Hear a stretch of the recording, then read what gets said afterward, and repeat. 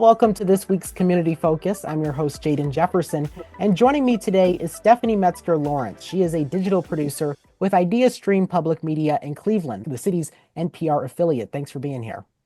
Thank you. Thank you so much. You recently did a story discussing the potential Medicaid cuts that are in the U.S. House of Representatives GOP proposed budget. And obviously, this is something that people are watching closely, especially if it could impact them. And so, kind of speak to the situation here in Ohio, what cutting Medicaid would mean. Yeah, so I think starting with the bigger picture, 1 in 5 Americans are on Medicaid, according to PBS. And so it's important to note that in Ohio, this could affect almost 800,000 people on Medicaid expansion, which was implemented under the Affordable Care Act for low-income people. So those 770,000 Ohioans are at risk for losing their coverage, but a couple things need to happen in order for that to occur. So when we look at the federal level, the House Energy and Commerce Committee just this past Wednesday advanced Trump's budget bill. And so they were tasked with essentially finding almost $900 billion in cuts for over the next decade. And so much of that came from cuts to Medicaid spending. So the bill proposes, work requirements for childless adults under 50 on Medicaid. It would also penalize states that cover Medicaid costs for people who are considered undocumented. And so according to an analysis by the Federal Budget Office, that could essentially mean that over 10 million people would lose Medicaid in the next decade. So if that comes to fruition, those almost 800,000 Ohioans could lose coverage, but it's also important to understand that the federal government pays 90% of the costs for Ohio's Medicaid expansion enrollees under what's called FMAP, and that's the Federal Medicaid Assistance Percentage. And so that's the rate at which the federal government essentially matches the state spending on Medicaid in Ohio. Right now, well, I should say, so Governor DeWine's budget proposed what's called trigger language. And so that means that if that FMAP falls below that 90%, it would immediately end Medicaid coverage for everyone under Medicaid expansion. But it's also worth noting that the State House has made some changes to that trigger language in the budget, according to the Center for Community Solutions, which is a nonpartisan Ohio-based think tank. And so that would include now requiring the state to essentially implement a phased transition plan if that FMAP falls below 90% during fiscal years 26 and 27. The states have to anticipate those changes from the federal government. And obviously, this is advanced from the Ohio House. And now the state Senate is going to have to do the work of finding a plan that can be put into place if there are changes to Medicaid on the federal level. So kind of speak to the reliance that the state of Ohio has on those federal dollars. Just how important is it that these federal dollars are here in the state in order to support the Medicaid program? Sure. So yeah, I mean, the state, especially in a state like Ohio, which has a very rural population, this could really affect those communities. Those rural communities are really reliant on these dollars. Thinking about those people who are impacted, Medicaid covers more than 30% of children who live in these rural areas. You also have to consider how that could affect people in rural community hospitals. As well as childbirths. Yeah, childbirths too. Medicaid covers more than 40% of births in Ohio.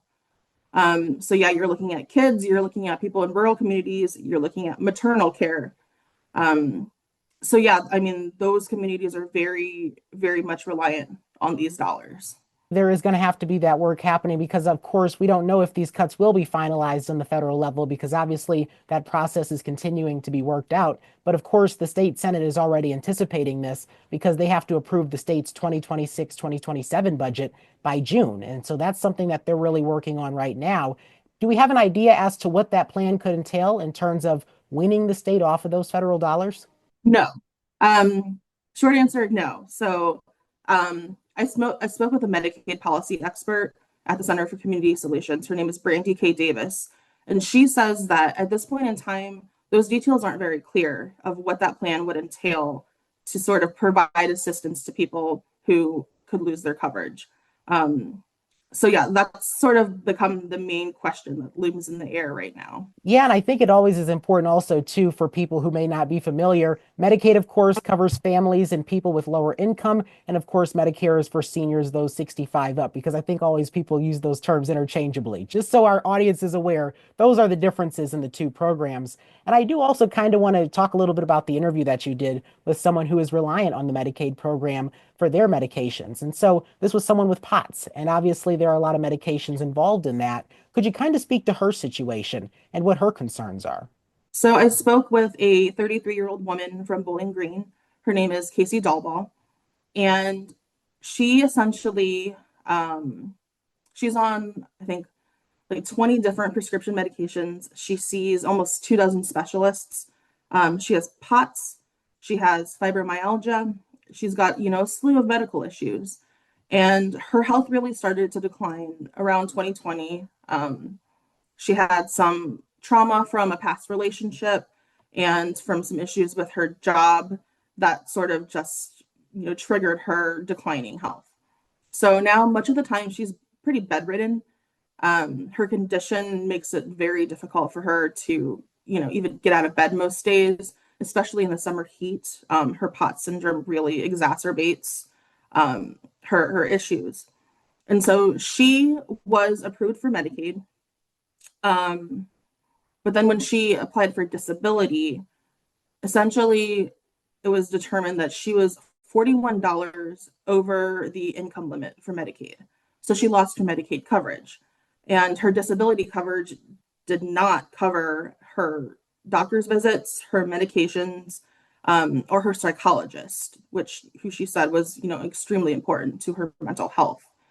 So she was essentially, without her care, without her providers. And luckily, she reapplied for Medicaid and got reinstated back in February. So she got her Medicaid back, but now she's worried she could lose it again. So as a result, she's actually started rationing her medications. She said she sort of weaned herself off of some of them. And now, in her house, she's got these giant plastic storage bins just full of medications and various medical supplies, inhalers, pain meds, all of these things, because she's concerned that she might need them, in an emergency situation in the future. Now, I will say that in speaking with Brandy K. Davis, that Medicaid policy expert, she says that people on disability and on Medicaid should maintain their coverage even under these potential changes. So that's important to keep in mind is these people should be okay. They should maintain their coverage. But yeah, Casey, this woman, she's just very fearful, she says, of what could happen. And I think that she's just a good example of a lot of people who they just don't know. They're looking for answers. They're not finding them.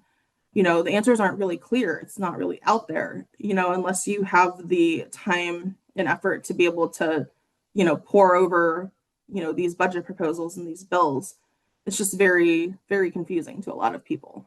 Yeah, it seems that there only is certainty in uncertainty. And obviously, there are Right. questions because you're not sure whether or not it will be you who will be impacted if cuts do happen. And so I can only imagine that situation, but certainly can't put myself in those shoes because it's a completely different struggle. Because as you mentioned, she's having to ration medications that are so essential to her. And so definitely not an ideal situation by any means.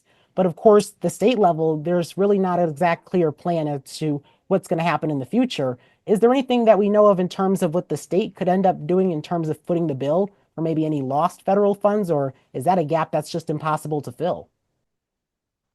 Essentially, it sounds like, yeah, what's going to happen is there's going to be a coverage gap for these people who, if the Medicaid expansion category is eliminated and someone's income is too low to qualify for, coverage on the health insurance exchange, but then it's too high to qualify for Medicaid, there's going to be a gap of a lot of people.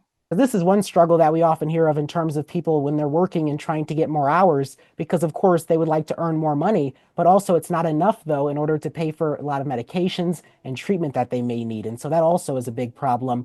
This expert that I talked to, she said, sit tight. She knows it's difficult. There's a lot of questions and a lot of unknowns, but just, she says, try to be patient. She also recommends now's the time to prepare. So she says it's important to understand your qualifications so that if something does happen, you know that you should be making an appeal. You know your status well enough that you are educated enough to file that appeal. She also says now's the time to work with your doctors. If you're worried about prescriptions, see if your doctor can write you a 90-day prescription rather than a monthly. See your specialists and your primary care providers now, just to be a little bit proactive as things start to unwind and you get more details. For sure, and I will definitely direct the audience also to Ideastream's website, where more of your coverage can be found on this story, because obviously a lot is happening on the state level with regard to this, because while there are those massive federal decisions that are made, certainly states have to prepare for them, and I know your team has been doing great coverage on that. So thanks for coming on Community Focus this week and offering some insight. Thank you so much. I appreciate the time. Thank you, and that's this week's Community Focus. I'm Jaden Jefferson.